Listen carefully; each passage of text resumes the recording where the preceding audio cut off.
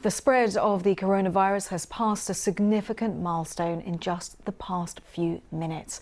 According to the Johns Hopkins University, which has become a recognised source of information in this crisis, there are now more than 1 million confirmed cases worldwide, although the true number could be much higher. The global death toll has passed 50,000 people.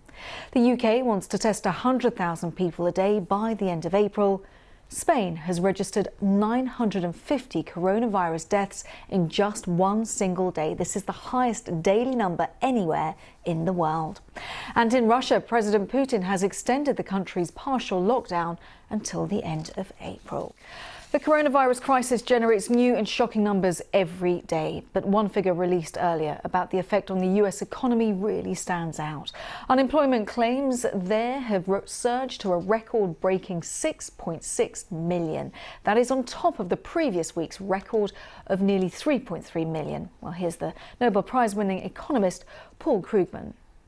Over the past 2 weeks, 10 million new claims, which is 20 times what you'd normally expect to see over that period. And that's not catching all of the people who are losing their jobs either. So we've already, in the past 2 weeks, lost more jobs than we lost in the Great Recession.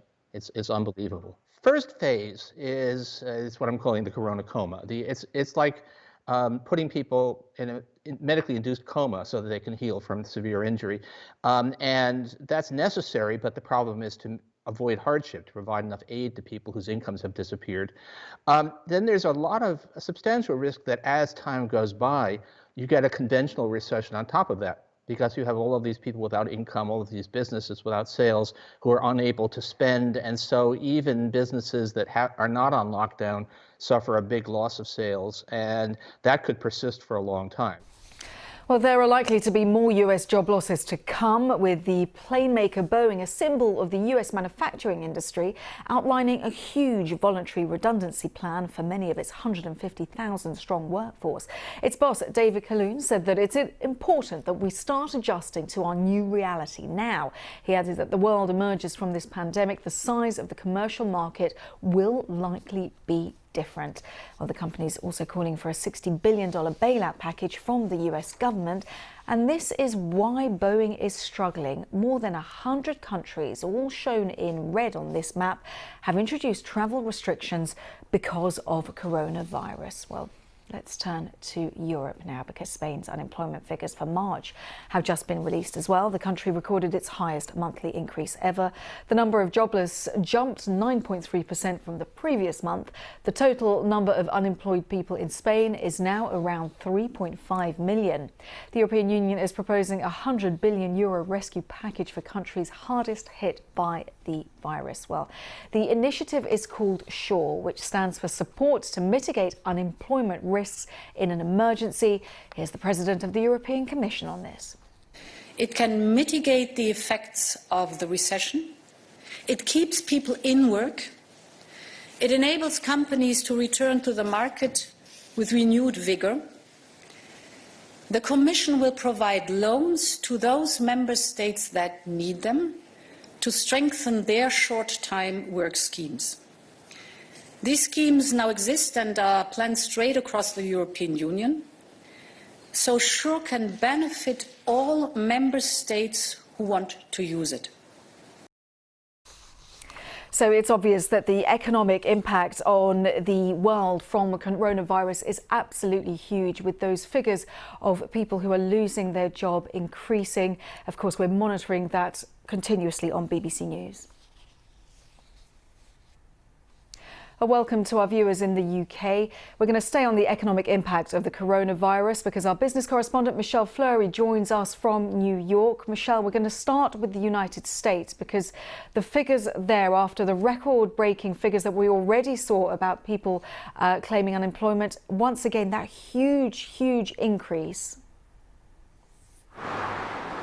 Yeah, I mean, this was an astonishing number. You have to remember that 1 week ago, we were talking about 3.3 million Americans filing for unemployment benefits. At the time, we were talking about that as record-breaking. Yet just 7 days later, the figure has doubled to 6.6 million. And if you take the total, we're talking about roughly 10 million Americans over a 2-week period that have lost their jobs. It is unprecedented, the magnitude and the speed with which firms here are shedding workers. And that, I think, it sort of helps underscore the catastrophic effect this pandemic is having here on the American economy, but also we're seeing that repeated in other countries around the world. And it is, just to put it in context for you, when you look back to the 2008 recession, in America there were roughly 9 million jobs lost. Now we're talking about 10 million in just 2 weeks. The figures are staggering. We say this so often. When it comes to Europe as well, the continent very badly hit as well now with coronavirus. Talk us through how Europe is comparing. Yeah, I mean, Italy and Spain are obviously the two countries that economists are talking about the most as having been at the epicenter of Europe's coronavirus pandemic. I mean, in Italy, you know, the numbers people are talking about, again, they're saying to sort of benchmark it to the 2008 recession, which is what many people still remember, they're saying this could be 2 times worse than what that was like for Italy. It gives you a sense of scale, of the depth of the problem, and that's why policymakers are really scrambling to try and address this in different ways. And we're seeing in the US, obviously, they're signing a relief aid, and in your introduction you mentioned what Europe is doing with the SURE Act, trying to come together. In the UK, of course, we've seen efforts there with money being given to companies to try and keep people on the payroll. And when it comes to this European Union proposed package, this initiative which is called SURE, how is it being received by member states? Yeah. Well, I think the test will come next Tuesday, and that is when finance ministers have to approve this. There's optimism that there is enough of a consensus to get this done. But again, I hate to keep going on about 2008, but that is sort of where people are looking. And at the time, the question was, could the EU member states all come together and act as one? And they did a pretty good job. But there was a question about solidarity, and it's being revealed yet again now. Just last week, there was an issue about whether or not they might issue something called coronavirus bonds backed by EU member countries. There was disagreement. You had stronger economies like Germany unwilling to essentially act as a backstop for what has long been perceived as countries like Italy and Spain that have weaker economic fundamentals. And those tensions, we're seeing those on display again. That's why this will be a key test of how well they can come together. And I think many economists will see this as a good first step if they can get it done. Yes, a huge key test there. Our thanks to Michelle Fleury for talking through the huge economic impact of coronavirus. The British government here in the UK has again been defending the lack of testing of NHS frontline workers as this pandemic continues. The Health Secretary confirmed that just 5,000 NHS frontline staff have been tested. That is only a tiny fraction of the 500,000 frontline workforce. Currently, there are around 10,000 tests which are being carried out a day. Hospital patients are being prioritised over health workers. Today, Matt Hancock set a target to carry out 100,000 coronavirus tests a day in England by the end of April. Here's our political editor, Laura Koonsberg. Nicola and her husband are both GPs in Cheshire, both stuck at home, both have been unwell. But with no tests, they don't know, they can't know if they've had the virus or not, and can't go back to work. I just can't see that this is right. We're both keen to work, we're both desperate to work, and as with most GPs, we would work through a minor illness. We don't take time off lightly. After days of accusations of missing targets and mishandling, the Health Secretary, just back at work after the virus himself, is trying to show the government is getting a grip. I understand why NHS staff want tests so they can get back to the front line. Of course I do. But I took the decision that the first priority has to be the patients for whom the result of a test could be the difference in treatment that is the difference between life and death. He called on business to help, outlined nationwide sampling, and eventually an antibody test that could diagnose big chunks of the population. But tests for health workers are what matter here and now. I am now setting the goal of 100,000 tests per day by the end of this month. That is the goal, and I am determined that we will get there. Can you give us a firm date by when any NHS staff that needs a test will get a test, because in a fast-moving crisis like this, the end of the month is still a long time away. I'm delighted that we've now managed to test 5,000 NHS staff. I will, over the coming weeks, seek to ensure that every NHS frontline staff member who needs a test gets one. Remember, there are two kinds of test. One to show if you've had the virus after recovering, but the one these NHS staff are queuing up for at a Superstore car park turned testing drive-through records if you have the virus right now. If the drivers of these cars are negative, they could get back onto the desperately stretched wards as doctors and nurses. That's why it's so urgent now. It's very frustrating. We should be the first so that we can look after our patient. I'm very sad. It's quite efficient, and it allows us to go back to work as soon as we could, really. So that's the best thing we could possibly do for our NHS staff, to be honest. Privately, the government admits it's been slow to make this happen. Testing has become the most acute political problem in this crisis, with the senior Labour MP Dawn Butler, who lost her uncle to the disease, in grief and anger, insisting the government needs to test everyone who works in hospitals without delay. We're going to need a strategy for community-based testing for really the majority of the population over time, because that is the route out of lockdown. But a former cabinet secretary, no stranger to managing crises, suggests there might be deeper roots to the problem. Does it seem to you, though, that the government was too slow? I think when we look back on it, and I think all of us should take a share of the blame here, pandemics, even in my time, was top of the risk register. Did we do enough to build spare capacity? Did we do enough to think that through and actually get the materials in hand, have enough ventilators, have enough protective equipment? Probably not. So, but let's not worry too much about the mistakes of the past. Even if testing centres become a familiar sight, with no cure, no government can make coronavirus go away. But the actions they take can make a difference to how it affects us all. Laura Kunsberg, BBC News. We hear so much about testing, so how many tests has the UK carried out? 163,000 tests for this virus, which works out as roughly 245 people in every 100,000 being tested here in the UK. And how does that compare to other nations? It's always worth having a look at how other countries are doing it. Denmark, for example, the number of tests per 100,000 is more than that. It's 515. Germany, over double, just double that. 1,000 tests being done per 100,000, but lagging behind the UK and most other nations is France, where you can see the test rate is just 160,000 per 160, in fact, per 100,000. So many figures when it comes to this story. We're going to cross over to our political correspondent, Leyla Nathu, who's in Westminster for us. When it comes to the testing in the UK, we heard from the Health Secretary that that number will, he hopes, increase by 100,000, up to 100,000. That's right. He set out this goal by the end of the month. He wants to get daily testing up to 100,000. Remember, it's sort of hovering at about the 10,000 mark at the moment, certainly below where officials, ministers themselves say they wanted to be.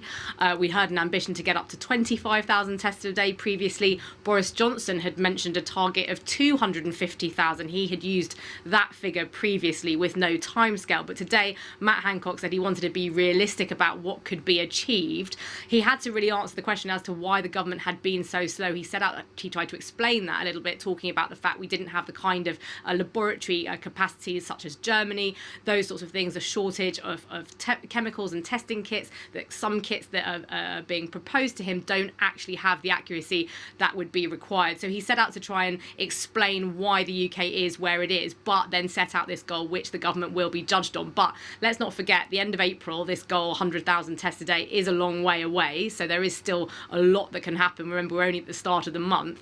And I think that we will have to see, how the government is going to deliver that. They're talking about scaling up existing NHS laboratory capacity. They're talking about testing in the community as a sort of representative sample. They're talking about bringing in private providers. So yes, he set out this goal, but clearly the priority at the moment is to get NHS capacity up to its maximum by letting NHS staff be tested. So those who are self-isolated because they or their family members members have symptoms can get back to work. So a lot really in there today, but the 100,000 is clearly the number that Matt Hancock wanted to give as the government's commitment to get that testing rate up. Yeah, and crucial to get those NHS, those frontline staff tested. When it comes to this whole issue, it is becoming incredibly emotive. Of course, people understandably scared, but it's also becoming political, with the opposition Labour Party becoming increasingly vocal about this.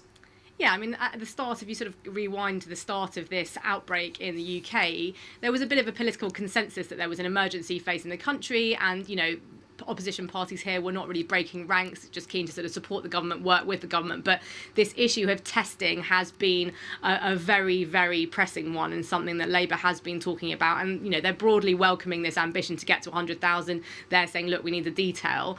But I think the issue of testing speaks to sort of various points in this. It goes back to right at the beginning. Was the government too slow to act in the first place? Why wasn't testing employed sort of aggressively and very widely at the beginning, like some other countries have done? Why now can NHS staff not get the test now in order to get back to work, those who are off with symptoms or self-isolating? And what will be the strategy in the future? So this is something that Labour are talking about, the fact that they see that mass testing in the community will be the route out of these restrictions. So you can only release these restrictions if you get community testing, and this idea of testing for people who've had the disease so you can get an idea of the spread. That is the way out of the restrictions. So I think the testing issue speaks to various points in this crisis, and it's something that has caused the opposition parties to sort of criticise the government on. Yeah, we're seeing that definitely. Layla, thanks as always. Layla Nathi there in Westminster. Well, I want to turn away from the UK for the moment, because Spain has reached its own grim milestone, 950 coronavirus deaths in one single day. This is the highest daily number anywhere in the world, in fact. And for Spain, it's the 6th day in a row that the daily death toll has risen above 800. More than 10,000 people have now died in Spain. And just take a look at the figures for France. The death toll there passing 4,500, and there have been almost 14,000 deaths in Italy, from where our Europe correspondent Mark Lowen reports from Rome. Hoping for a sign of life. When the disease hits, it decimates. Fighting it demands precision and speed to cope with these numbers. This is one of Spain's biggest hospitals, Vall d'Hebron in Catalonia, but it could be anywhere else that the virus has struck, for this is its hallmark, to plunder a country, overwhelming its hospitals. The doctor shows just one of the patients here needing assisted ventilation. There are 200 in this intensive care unit. Catalonia, Spain's wealthiest region, is at its limit. Look how vulnerable we are when it hits, a complex living soul stripped bare, lying face down to help clear the lungs, a basic technique to battle a stronger killer. Spain, as elsewhere, is short of supplies for its medics, who make up around 15% of all cases. They try to prepare for the front line, but nurses like Joanna say it's taking its toll. Emotionally, it's also hard because you're worried for yourself, for your own safety, you're worried for your patients, you're worried for your families. Lots of people have relatives or friends who are at home who are unwell, so, you know, it's quite stressful. After a record daily rise in deaths, Spain says it is now flattening the curve. The infection rate is reducing, but it won't be quick. Nor will it in France, where deaths there have now jumped to more than 4,000. A specialist plane was configured to transfer the sickest to Germany for treatment, European states using every tool at their disposal. Germany, with far fewer deaths of its own, also took in patients from Italy, the critically ill loaded into air ambulances. A virus that knows no borders is taking a worldwide effort to confront it. Mark Lowen, BBC News, Rome. Now let's turn to Syrian refugee camps across the Middle East. They are bracing themselves for this pandemic. Millions of people have, of course, been displaced by that 9-year conflict in Syria. Many of them are now in camps in Syria's northern Idlib province or in Jordan or Lebanon. Last week, the UN and International Committee of the Red Cross called for an immediate ceasefire. They said that we cannot fight two battles at the same time. Well, the BBC's Karin Torby has been speaking to Syrian refugees. This is a little of her report. A new threat haunts millions weary of running from Syria's brutal conflict. يعني هسه فوق هالأسى اللي جانا وهالضرب وهالنزوح هسه الله بعث لنا هالبلاء هذا. إذا صار في حالة واحدة بمخيم الزعتري مصابة بفيروس كورونا فعدد كبير رح يصاب بهذا المرض. أنا عديت أنا وما عندي مثلا خبر بهالشيء هذا عديت المخيم كله. Overcrowded camps now look almost deserted. For the moment, those in Lebanon, Jordan and Syria have escaped the pandemic. But for how long? Khalid fled Syria 6 years ago with his mother and sons. They are following instructions from the Lebanese authorities. They don't leave their camp unless necessary. He sent us this video from Arsal on the border between Lebanon and Syria. We reached out to him via Skype to avoid any risk of contamination. في مي متوفرة المي مطلوب منا انه الاولاد نغسل ايديهم عم يجوا الاولاد يطلعوا نقول الولد غسل ايديك وعم نرجع لما اشوف الولد انه عم يكف بحط على ايديه صابون فعم نلوم الولد كمان ما عم نستاجر نخلي الولد يكفي فالعالم ما نشوف على التليفونات وعلى التلفزيون انه لازم يحط معقم وديتول نحن هذا كله مفتقرين وما عندنا ولا نهائيا بكل المخيمات يعني. UN agencies are trying to help by handing out larger water rations and setting up isolation tents. They also pledge to cover tests and treatment. But here in northwestern Syria, it's a different story. There is no national authority in Idlib to coordinate a response for the hundreds of thousands of displaced Syrians living in these overcrowded camps. Local agencies are helping spread awareness, but water is scarce and disinfectants are in short supply. المنطقة 30 كيلومتر ب 30 كيلومتر فيها 4 مليون. إذا انتشر هذا الفيروس بهذه المنطقة راح تصير كارثة إنسانية في هذه المنطقة. Just weeks ago, much of Idlib was a war zone. People here are still in fear of the shelling. And now they are also afraid of a new and different kind of death. Karin Torbey, Lebanon.